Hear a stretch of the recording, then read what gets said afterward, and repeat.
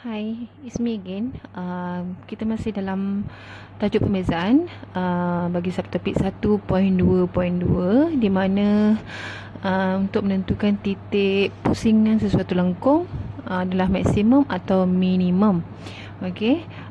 So yang ini dalam soalan biasanya dia bagi fungsi. Okey, saya terangkan dulu. Dia bagi fungsi sama ada fungsi y atau fx.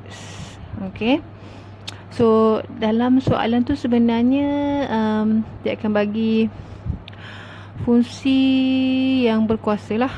Biasanya kuadratik ataupun kubik. Okey, kuadratik tu berkuasa 2, kubik berkuasa 3. Okey, ada 3 step untuk pengiraan subtopik ini.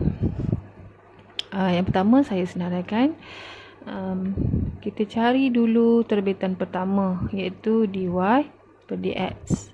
Okey, step kedua, jawapan pada dy per dx ni tadi kita samakan dengan kosong. Part yang ini adalah untuk mencari titik pusingan. Okey, nak cari titik pusingan.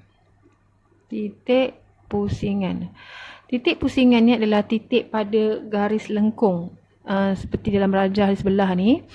Okey, yang mana titik A dengan titik B ni. Ini kita panggil dia titik pusingan. Okey, bila sebut titik, dia dalam keadaan koordinat lah. Yang mana titik X dan Y, ada nilai X ada nilai Y. Samalah macam A ni, ada nilai X dan ada nilai Y. Yang kita nak cari dalam step yang kedua ni, benda ni lah, koordinat ni lah. Okey, dia sebenarnya ada dua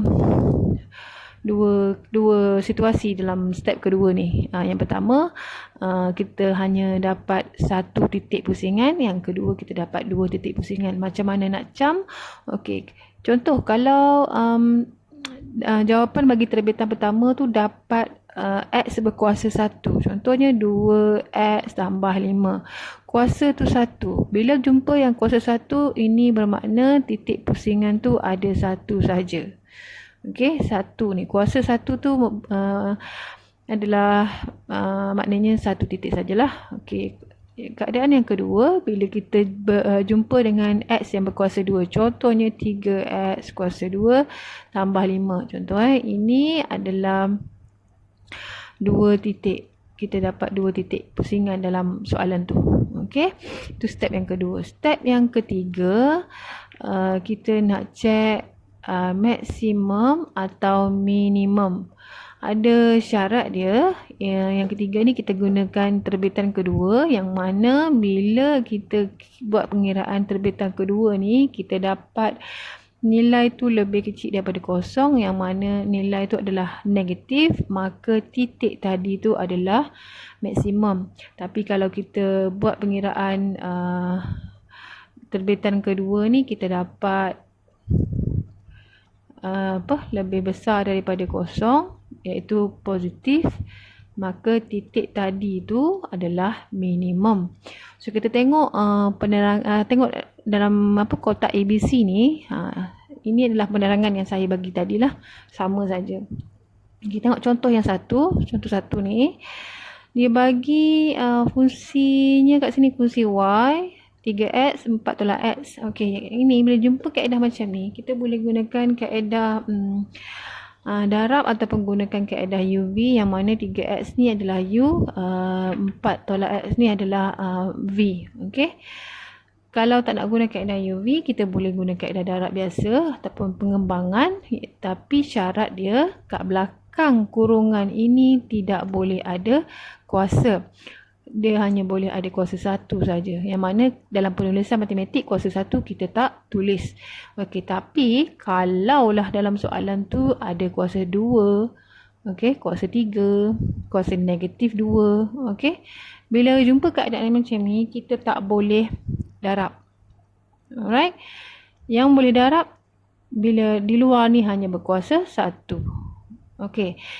Yang ni kita darabkan, kita dapat fungsinya adalah 12x. Yang ni darab dapat negatif 3x kuasa 2. So kita cari dulu step yang pertama adalah dy per dx. Dy per dx kita cari dia adalah 12. Okey. Untuk yang kedua ni dapat negatif 6x. Okey, berkuasa 1. Kat sini kita camnya ni. Bila tengok ni x kuasa 1 ni maksudnya titik bagi soalan ini, titik pusingan bagi soalan ini adalah 1 saja. Okey. So kita teruskan kepada step yang kedua. Step yang kedua, kita samakan terbitan pertama tadi dengan kosong, iaitu jawapan ni tadilah 12 tolak 6x sama dengan kosong. Okey. 12 tolak x sama dengan kosong, kita boleh pindahkan 12. Ini gunakan konsep algebra. Pindahkan 12 ke sebelah kanan, kita akan dapat negatif 12. Atau kemudian negatif 6 pindahkan ke kanan, kita akan dapat x sama dengan negatif 12 bagi dengan 6, kita akan dapat x-nya 2. Okey. Tapi kalau tak faham kaedah algebra, kita boleh gunakan kaedah kalkulator. Saya akan ajar kat sini. Okey. Kita ambil balik 12x ni tadi. 12x, saya kira kat sini 12 tolak 6x sama dengan kosong. So kita ambil 12, kita tulis, kita type dalam kalkulator kita tu 12 tolak 6x sama dengan kosong. Kita type 12 tolak 6x sama dengan kosong. Bahagian yang x ini kita boleh pilih nombor-nombor yang berwarna pink. Okey, menggunakan button alpha, kemudian tekanlah apa-apa huruf yang warna pink tadi. X sama dengan alpha sama dengan alpha ni sama dengan alpha sama dengan kosong. So tekan shift soft 2 kali.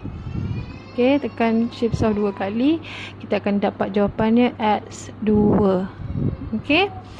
Okey, itu untuk x lah, sebab bentuk koordinatnya sini kita dah dapat dah. Sekarang kita nak cari nilai y. Nilai y kita kena ambil fungsi awal dia tadi ni, yang ini kita ganti balik x yang kita dapat. Okey, kita tulis 12x tolak 3x kuasa 2. Masukkan nilai x ni tadi dalam sini, dalam x. Okey, kemudian sorry, salah tulis.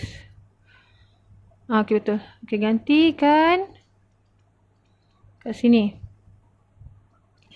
Kita akan dapat, kita kira direct guna kalkulator, kita akan dapat 12. So titik pusingannya adalah 12. Okey.